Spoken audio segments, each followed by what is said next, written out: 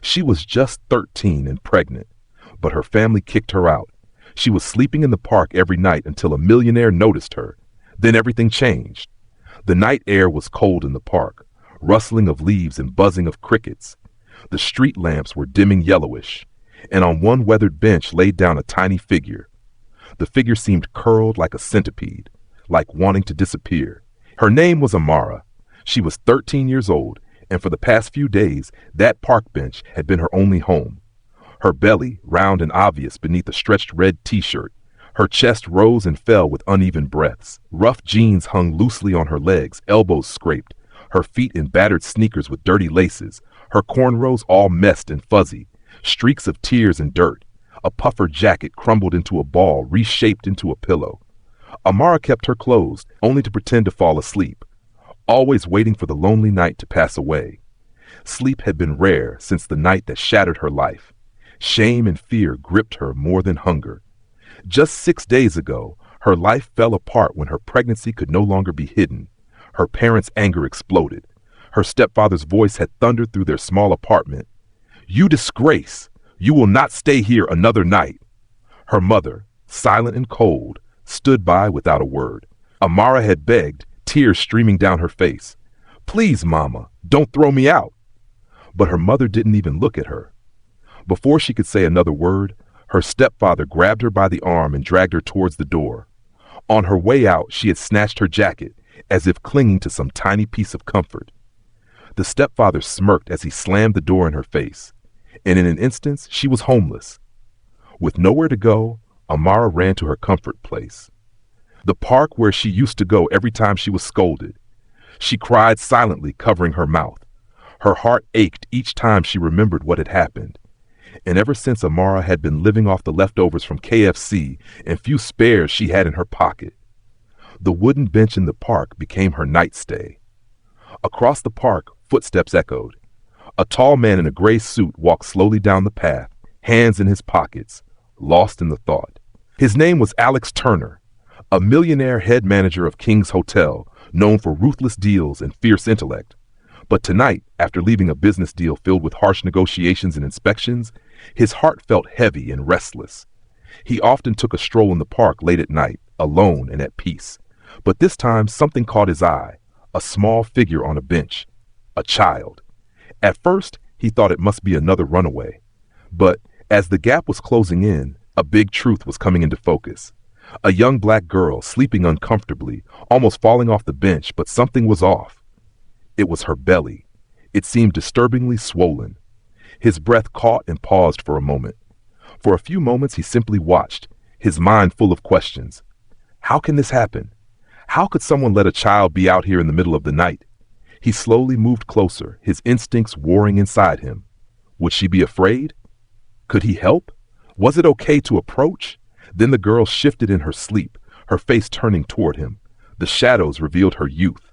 Her body was shivering. He could not walk away. Her eyes fluttered. Taking a breath, Alex stepped toward the bench. His voice was low and gentle. "Young lady, are you all right?" Amara's eyes snapped open. Fear filled them.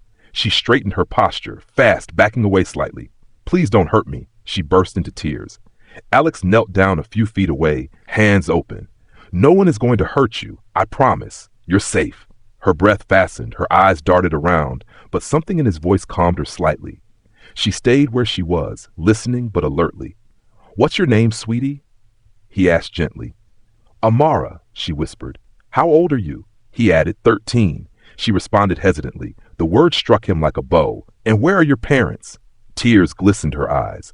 "They threw me out because I'm pregnant," she said as her voice broke down. Alex's heart ached. A pregnant child, abandoned by her own family, sleeping in a public park. He swallowed his anger and kept his tone steady. "How long have you been here?" "Almost a week," Amara whispered. His voice was soft like a father's. "Amara, let me help you, child. You can't stay out here another night. Will you trust me?" She paused. Life on the streets had made her wary, but there was something in his eyes, warm, honest, and his voice? Steady as an old oak tree. Little by little, her fear melted away. She gave a small nod. Alex stood and reached out his hand. "Come with me now. I'll keep you safe." Her tiny fingers slipped into his, shaking like a leaf in the wind. Right then, Alex promised himself, no more cold nights for this child. No more fear. Not while I'm here. Whatever it took, he would protect her, and that baby growing inside her. This wasn't the end of her pain. It was the start of something new. Gently, he led Amara toward his car, just outside the park. She held onto his hand like it was the only thing keeping her from falling. Her thin body shivered in the chilly air. When he opened the car door, he saw her trembling. "Are you cold, sweetheart?" She nodded, her lips pressed tight. Without a word, he took off his coat, thick, dark blue, and draped it over her shoulders. She clutched it close, as if she thought it might disappear. Where are we going?" she whispered. So quiet he almost didn't hear. "Someplace warm," he said. "Someplace safe." As the car moved through the empty streets, his heart hurt. A child, just 13 years old, pregnant and thrown away like trash. He'd seen hard things in his life, but this broke him. He picked up the phone and made a call. By the time they pulled up to the best hospital in town, a doctor he knew well, a good woman, was already waiting. Dr. Jenny, a kind woman in her 40s, met them at the entrance. "She's so young," the doctor whispered. "I need you to help her, Jenny," Alex told her. She'd been sleeping on a park bench for nearly a week. They took Amara, settled her in a private room. Alex waited outside with Dr. Jenny as the nurses gently cleaned her up and gave her food. "She's terrified," the doctor said. "I tried to reach out to her family, but they already disowned her." Alex replied firmly, "God have mercy on her." Dr. Jenny nodded resolutely. Later that night, when Amara was eating, Alex came by to sit by her bedside. "Amara," he said gently, "I know you've been through a lot. That's why feel free to tell me anything. I'm here." She stared at her hands blankly for a long time. She said nothing. Then, in a small voice, "You won't get mad, right?" "Never," Alex Pinky promised her. "Whatever may be the reason, none is your fault." She took a shaky breath. Her lips trembled. "It was my stepbrother." Alex froze. His hands tightened on the chair arms, but stayed calm for her sake. She continued, "He was 17. Whenever Mom was not home, he would touch me, and I didn't know what to do." She burst into tears. "When I used to tell my mom, she would call me a liar. She said I was trying to ruin her marriage. I became helpless." Alex felt sick to his stomach. Amara choked. "Nobody believed, but when it became obvious, they blamed me and threw me out of the house." He reached over and gently took her small hand. "Listen to me, Amara," he said, voice steady. "It was not your fault. You just didn't know what to do. You are brave. You are strong. And most importantly, now you are not alone. I'm with you." The tears just fell, and for the first time in days, she let her guard down and believed it. The following weeks passed in blur. Alex took off weeks of leave despite all his busy schedule. He arranged for her full medical care. She was malnourished and traumatized, but the labor went without any problem.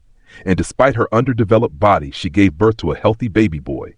He reached over and gently took her small hand. "Listen to me, Amira," he said, voice steady. "None of this is your fault. You are brave. You are strong. And from now on, you are not alone. I promise you that." Through it all, Alexander stood by her side. He spoke with lawyers, social workers. There was no way he would return her to such a cruel family. Therefore, he silently began the process of gaining full guardianship. Years passed in the blink of an eye. Amara had grown stronger. With proper care, she regained her lost spark. Both the children and the mother now looked happier. Amara had grown wiser. At such a young age, she had turned into a fully fledged strong woman. The baby boy, Haven. Alex got the great opportunity to name the child.